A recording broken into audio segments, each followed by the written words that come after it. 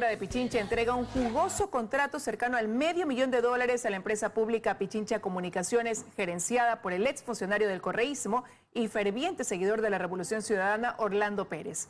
El gobierno de Pichincha hizo su agosto en diciembre. En la preparación por el bicentenario de la batalla de Pichincha, la prefectura de Paola Pavón dejó atrás la preocupación por la crisis económica que en octubre del 2021 sirvió de argumento para imponer la llamada contribución solidaria en la matriculación vehicular. Se ha dicho que falta dinero para mantener las vías de las zonas rurales de la provincia, pero en paralelo, desde la prefectura se generan importantes egresos que quedan en el círculo íntimo de la Revolución Ciudadana que cobija a la prefecta Pavón. Esta vez la beneficiaria de un contrato por más de $430,000 fue Pichincha Comunicaciones, empresa pública del GAT de Pichincha, gerenciada por Orlando Pérez, exfuncionario de la Revolución Ciudadana e incondicional de Rafael Correa. Esta resolución de la Dirección de Compras Públicas del GAT de Pichincha se dio el 27 de diciembre del 2021. Se decidió así adjudicar un servicio para la creación de contenido, promoción y difusión para fomentar las actividades comunicacionales del proyecto bicentenario. Por $430,000 que serían administrados por el gerente de Pichincha Comunicaciones, Orlando Pérez, quien supera los $3,300 de salario, cerrando así el círculo para excluir a otros posibles oferentes. Las contrataciones hechas por la prefectura, sin embargo, coinciden con personajes afines al correísmo o sus alineados. Es el caso de este contrato para 12 obras de teatro por $130,000, igualmente a través de una resolución y con el bicentenario de la batalla de Pichincha como telón. De ahí que un mural por $500,000, otro $500,000 para promoción del bicentenario y $130,000 para obras de teatro, entre otros gastos, quitan piso a la teoría de la crisis que sirvió para imponer un nuevo tributo para la matriculación vehicular en la provincia. Fausto Yepes, 24 horas. La empresa pública Pichincha Comunicaciones ha emitido un comunicado en el cual defiende el contrato de $430,000 recibido por parte de la prefectura de Paola Pavón para entregar productos de comunicación, sin dar detalles sobre el contrato ni la justificación para haber incurrido en una inversión de ese monto en medio de la crisis. Pichincha Comunicaciones asegura que los cuestionamientos tienen origen político. Pone también a disposición de los órganos de control sus cuentas. Avanza el análisis de los proyectos de ley sobre uso progresivo de la fuerza. Este viernes la Comisión de Seguridad recibió al ministro de Defensa, quien expuso varios criterios sobre la coordinación con otros cuerpos de seguridad para la realización de los controles. La Mesa de Seguridad Integral recibe más aportes sobre el proyecto de uso progresivo de la fuerza. Esta vez el ministro de Defensa hizo ciertas observaciones, como por ejemplo que se defina qué instituciones deben estar facultadas para el uso de la fuerza, así como también se incluye el patrocinio institucional a los funcionarios que enfrentan la justicia. Porque en este momento, por ejemplo, en el patrocinio, no se produce patrocinio en todo el proceso. Y también sucede a veces que una persona que ha cumplido su deber, después se retira y como los procesos son largos, tiene que seguirse defendiendo con su dinero. Considera además que las Fuerzas Armadas complementan las actividades de la policía en diferentes espacios, como el control de armas y el apoyo de la seguridad penitenciaria. Están las herramientas. Lo que se necesita es mejorar, o sea, hacer que la norma, la ley, permita una fina coordinación. También expuso sus aportes el Servicio Nacional de Aduanas y piden más atención para el Cuerpo de Vigilantes Aduaneros. A lo que se enfrentan a diario el Cuerpo de Vigilancia Aduanera, agresiones, incluso hasta llegamos a tener bajas. Lamentablemente no pueden defenderse porque por un vacío en la ley. Tenemos armamento limitado, personal cuando sale a hacer su patrullaje sale con limitaciones. Ellos sostienen que están en primera línea, sin embargo esperan que las normas puedan fortalecerlos logísticamente para cumplir su trabajo. Quería incluirnos a nosotros para tener esa cobertura y emplearnos dentro de un marco legal, de una seguridad jurídica en el empleo de nuestras competencias. La comisión aún no analiza el proyecto del Ejecutivo, pues este todavía no ha sido calificado por el CAL. Sin embargo, en este texto no hay referencias respecto del Cuerpo de Vigilantes Aduaneros. En Quito, Andrea Samaniego, 24 horas. El gobierno nacional se alista para procesar el mayor número de pruebas COVID-19 por día gracias a la compra de 2 máquinas que llegaron al Instituto Nacional de Investigación Pública.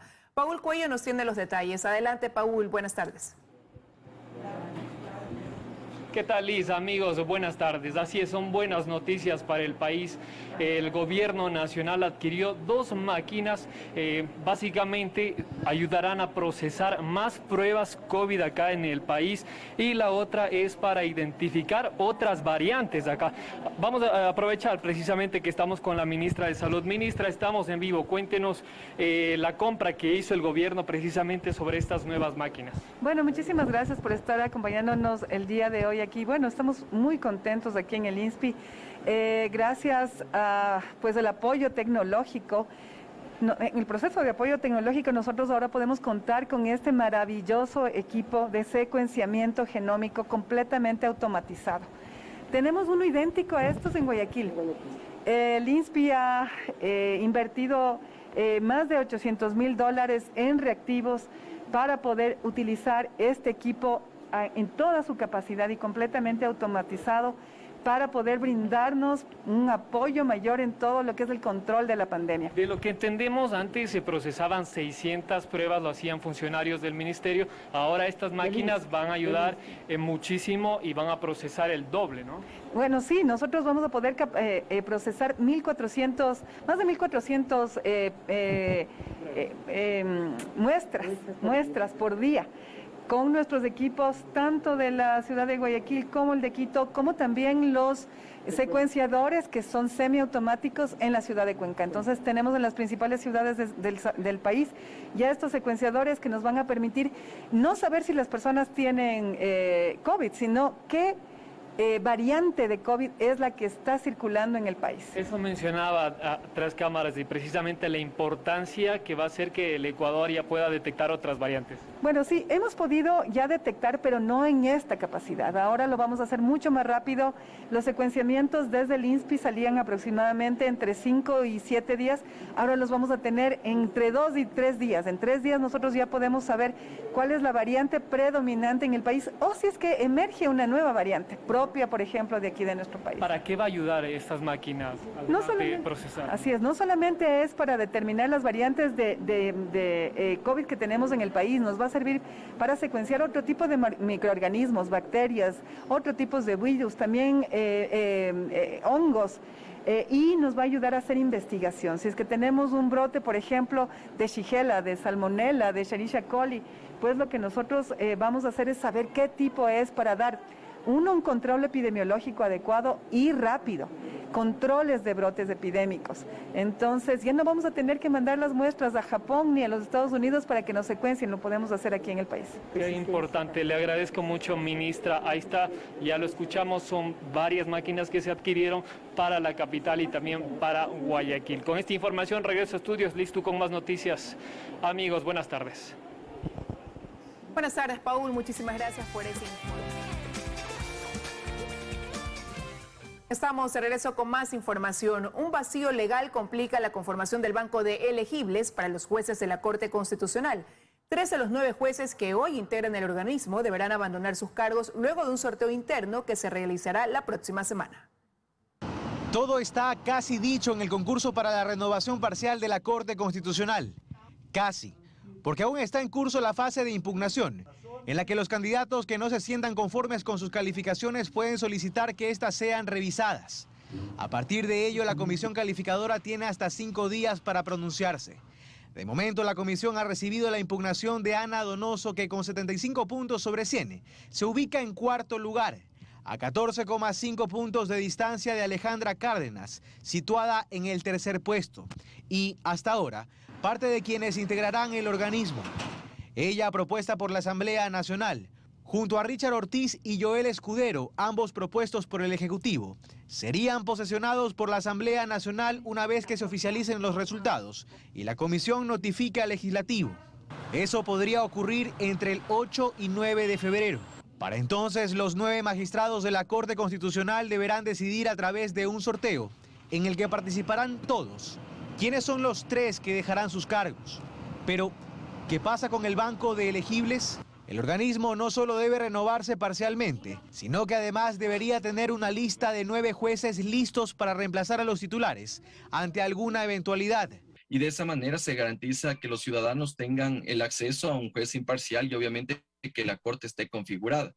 Pero hay un vacío normativo. En agosto del 2021, la Corte Constitucional, cuando emitió el reglamento para la renovación parcial de la Corte Constitucional, no incluyó dentro de los temas, por ejemplo, la renovación de los jueces elegibles. Y esa es una de las cuestiones que advertimos varios constitucionalistas, varios abogados del foro jurídico. El tema se complicó aún más con la renuncia de 4 de los 9 postulantes. Se entendería que los 2 postulantes que no entran pasan a formar automáticamente parte del banco de elegibles. Pero esta es solo una interpretación extensiva al reglamento, que sin embargo no resuelve la duda de qué pasa con los otros 7 que hacen falta. Y obviamente es un mal antecedente. Ahora, si quieren ya tirar la pelota a la Asamblea Nacional para no asumir su responsabilidad es otra cosa. Pero la Corte Constitucional emitió ese reglamento y debía tomar en cuenta eso. En Guayaquil, Carlos Acoto, 24 horas. Las disputas entre los consejeros de participación ciudadana retardan las tareas que tienen pendientes. Para analistas, la renovación del Consejo Nacional Electoral en un año preelectoral es lo más urgente. La designación del Contralor General del Estado, del Defensor Público, de los representantes de la Conferencia Intercultural de Soberanía Alimentaria, del Comité Intersectorial de Desarrollo de Fronteras, el concurso para la renovación parcial del Consejo Nacional Electoral, de los consejeros nacionales de igualdad, el concurso para la designación del Defensor del Pueblo y del Superintendente de Compañías. Todo esto es lo que el Consejo de Participación Ciudadana y Control Social tiene pendiente, pero mientras tanto ellos siguen en pugnas internas. Existe una mayoría que incluso mocionó por la salida de su presidenta. Para el constitucionalista Esteban Ron, lo urgente dentro de estos 8 temas es la renovación parcial del Consejo Nacional Electoral, que debió realizarse en noviembre pasado. Y en segundo lugar, que el Consejo Nacional Electoral ya se encuentra en etapa de planificación del nuevo proceso electoral. Se esboza por ahí una fecha el 5 de febrero del próximo año, pero entonces ya se van a declarar en año electoral. La renovación aún no llega a la fase de sorteo público. Se detuvo en la aprobación del informe de admisibilidad de requisitos y prohibiciones de los delegados de las funciones del Estado para la conformación de las comisiones ciudadanas.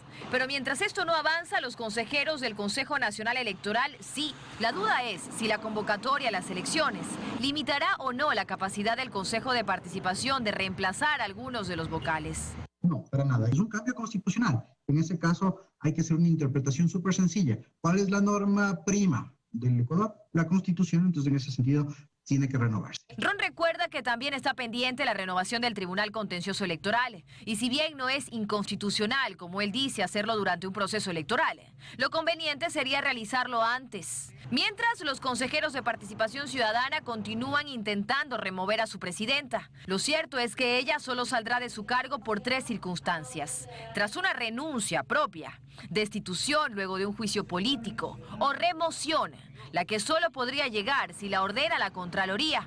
Pero concretar esto último tomaría muchos meses e incluso años.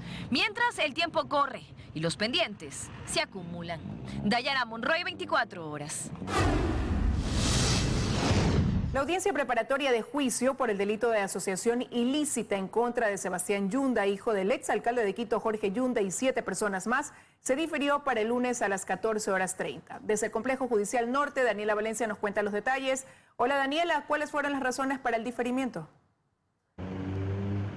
Buenas tardes, compañeros en estudio, amigos televidentes. Pues sí, es la segunda ocasión en la que no se puede instalar esta audiencia evaluatoria y preparatoria de juicio en el caso que se sigue en contra del hijo del exalcalde de Quito, Jorge Yunda, Sebastián Yunda, y 7 personas más por el delito de asociación ilícita. En esta ocasión se debió a un error de tipeo que cometió el secretario de la Sala Penal. El juez Máximo Ortega le llamó la atención al secretario, pero también dijo que esto responde a estrategias de la defensa, pues no quieren que se instale esta audiencia. Nosotros les hemos preparado un reportaje al respecto. Veamos. El cambio de una de las defensas a pocas horas de que se instalara la audiencia preparatoria de juicio dentro del caso que investiga a Sebastián Yunda, hijo del exalcalde de Quito Jorge Yunda y 7 personas más por el delito de asociación ilícita, originó una nueva dilación en el proceso. El pedido de diferimiento de la defensa del procesado Cristian Hernández Yunda para poder tener más tiempo y conocer el proceso fue enviado a las 11:22 del jueves. Sin embargo, un error de tipeo del secretario de la sala impidió que el abogado conociera de la negativa a su pedido. Correcto, nosotros pedimos un diferimiento con anterioridad, no hemos sido notificados con la respuesta, se nos indicó que se escribió mal el correo, pero bueno, consideramos que son cuestiones de buena fe y hay que saberlas lidiar. Ante la insistencia del abogado, el juez Máximo Ortega aseguró que le otorgaría 60 minutos para conocer el proceso, que consta de 150 cuerpos, pues dijo que son estrategias de las defensas para impedir el correcto desarrollo de la audiencia y que no permitiría que se sacrificara una vez más la justicia. 2 abogados se sumaron al pedido de diferimiento e incluso alertaron de causales de nulidad. Luego de una larga discusión se terminó por sumar la Fiscalía por principio de buena fe procesal. Una de las defensas lamenta el diferimiento. Ese derecho se asiste al procesado, a Cristian Hernández, más no a los abogados. Es Cristian Hernández quien le asiste el derecho y todo el tiempo ha estado con sus abogados privados. También habían oficiado a la Defensoría Pública para que se prepare de la manera correcta. Este caso se desprendió del proceso que se sigue en contra del exalcalde de Quito, Jorge Yunda, y 13 personas más por la compra de 100.000 pruebas de detección de COVID-19, pues en uno de los dispositivos electrónicos recabado se encontraron chats de Sebastián Yunda y los colaboradores del entonces alcalde, con negociaciones irregulares respecto a proyectos del municipio.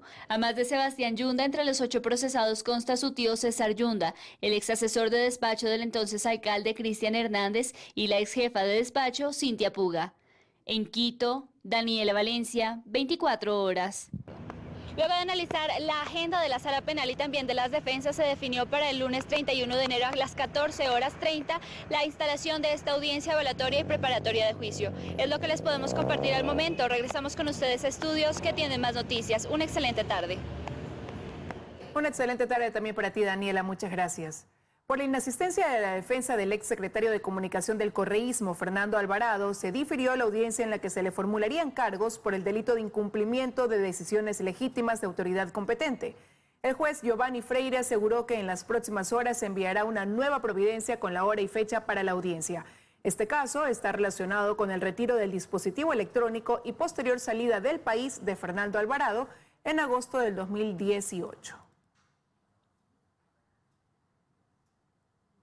El Pleno de la Asamblea recibió a las autoridades que están frente a la emergencia en Zaruma por los hundimientos de las casas debido a la minería ilegal. El proceso de remediación tomará 1 año y ya hay un lugar para un plan habitacional para quienes perdieron sus casas. La situación de Zaruma fue conocida y debatida en el Pleno de la Asamblea. Juan Zapata del COE Nacional explicó las actividades que se han realizado en ese lugar, mientras el viceministro de Minas detalló las fases del plan de trabajo para la remediación de las zonas afectadas. Va a durar todo el trabajo 1 año, sin embargo va a ser por fases. La fase 1 esperemos que esté terminada en 3 meses y así la fase 2 en 4 meses y la fase 3 en 6 meses. Desde el Ministerio de Vivienda se habló de un plan habitacional para los ciudadanos de Zaruma que perdieron sus casas producto de los hundimientos. Se revisaron 5 predios para posible reubicación de personas damnificadas y ya se ha seleccionado un predio de 4.600 metros cuadrados para la construcción de un plan habitacional.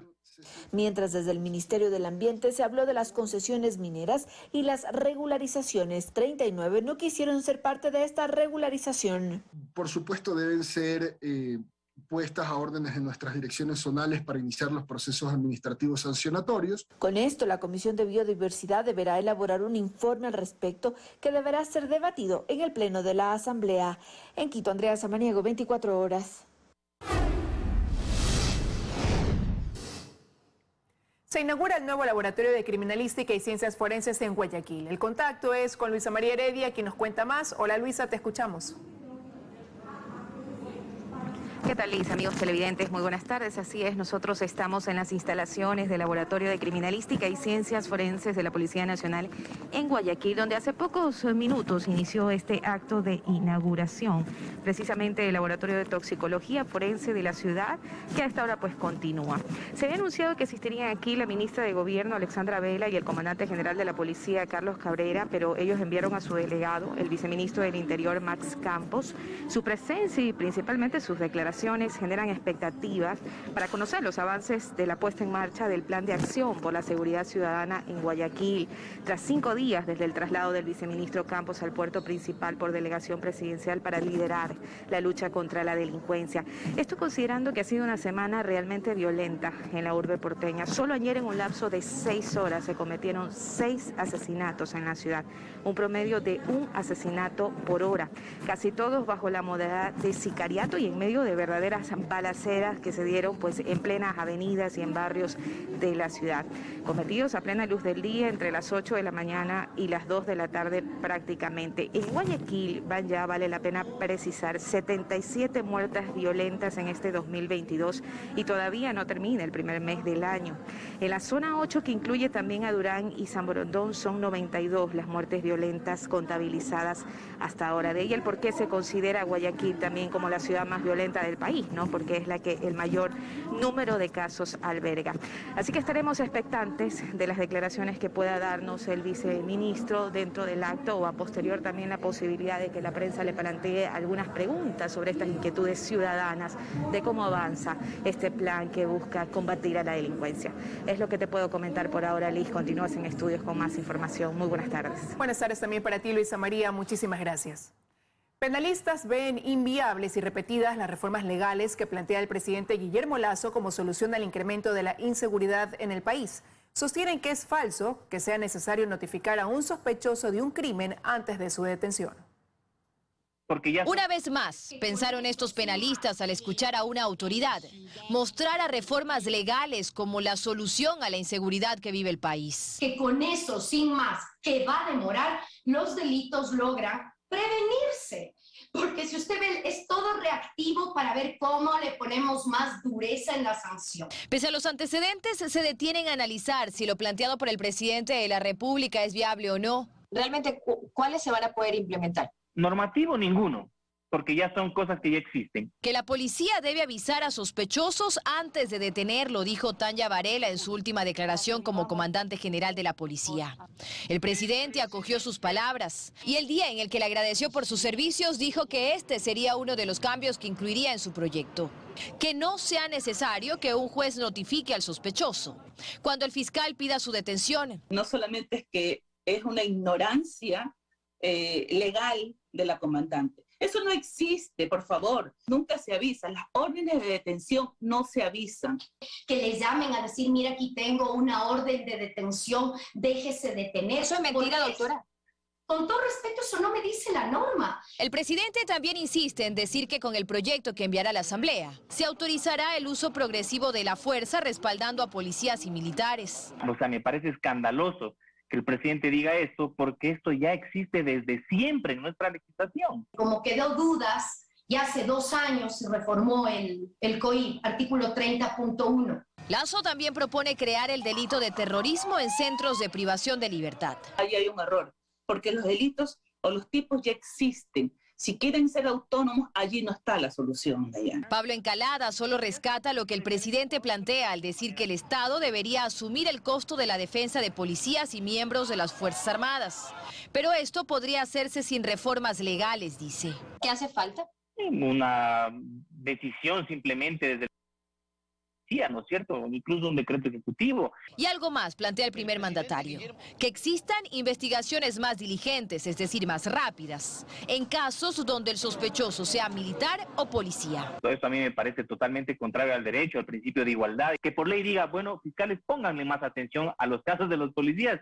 Realmente es un absurdo. Esto sin tomar en cuenta el tiempo que tomaría tratarlo en la Asamblea Nacional y con la posibilidad de que la Corte Constitucional declare inconstitucional algunas de las propuestas. Dayana Monroy, 24.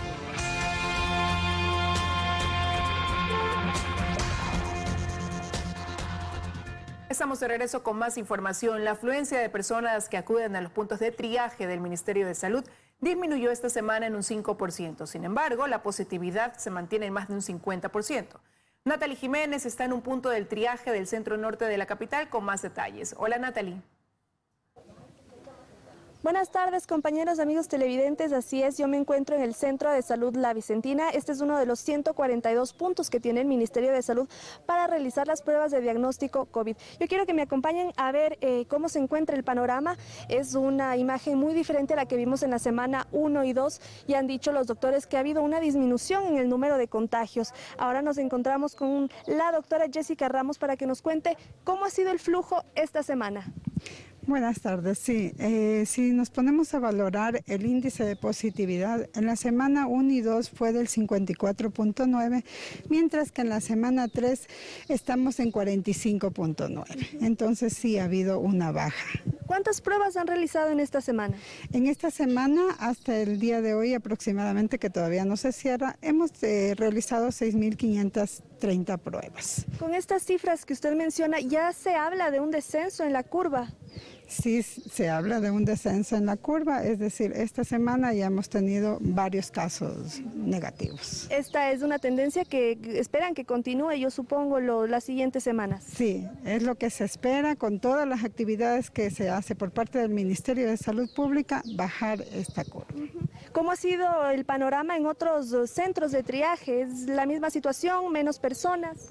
Igual, tal como lo están apreciando aquí en esta unidad. Cuénteme un poco de los centros de vacunación. ¿Cuál es la situación ahí? Los centros de vacunación tenemos 142 puntos, los mismos que pueden ingresar en el link del Ministerio de Salud Pública y ahí se pueden ubicar cuál es el que les queda más cercano para que todos puedan acudir. ¿Están un poco aliviados con este descenso en la curva desde el Ministerio de Salud? Sí, estamos aliviados, pero seguimos realizando todas las actividades concernientes para bajar los casos. Igual recordar a la ciudadanía que no es momento de relajarse. Sí, hay que recordar a la ciudadanía que debemos seguir manteniendo las medidas de bioseguridad, como es el uso de la mascarilla, el lavado de manos por más de 40 segundos, debemos hacer el distanciamiento y estar en espacios ventilados. Muchísimas gracias. Como ya lo escuchamos y lo vemos aquí, evidentemente hay un número menor de personas que se acercan a realizarse la prueba de diagnóstico para COVID.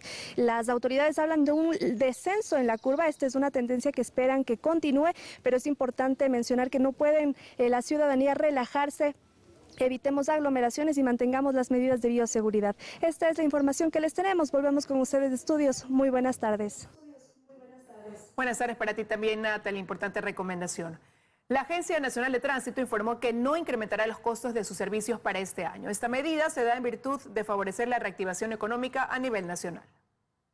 A pesar de que para este 2022 el salario básico unificado ascendió a $425, el directorio de la Agencia Nacional de Tránsito resolvió que no habrá incremento en los valores de los servicios que prestará la institución durante este 2022. La medida se adopta en virtud de favorecer la reactivación económica en el país. Que se mantengan los valores del año 2020 de todo el cuadro tarifario de la Agencia Nacional de Tránsito, por lo tanto, todos los valores que venía pagando la ciudadanía en sus trámites comunes, tanto en la Agencia Nacional de Tránsito, no van a ser incrementados este año en pos de una reactivación económica del país. La autoridad también señala que para el próximo año se hará un análisis técnico y económico y se determinará si es necesario hacer un incremento. No obstante, son 25 los servicios que no tienen variación en este 2021. Entre esos están las licencias de conducir, matrículas, habilitaciones, homologaciones, entre otros. Los municipios son los que deciden cuánto cobrar.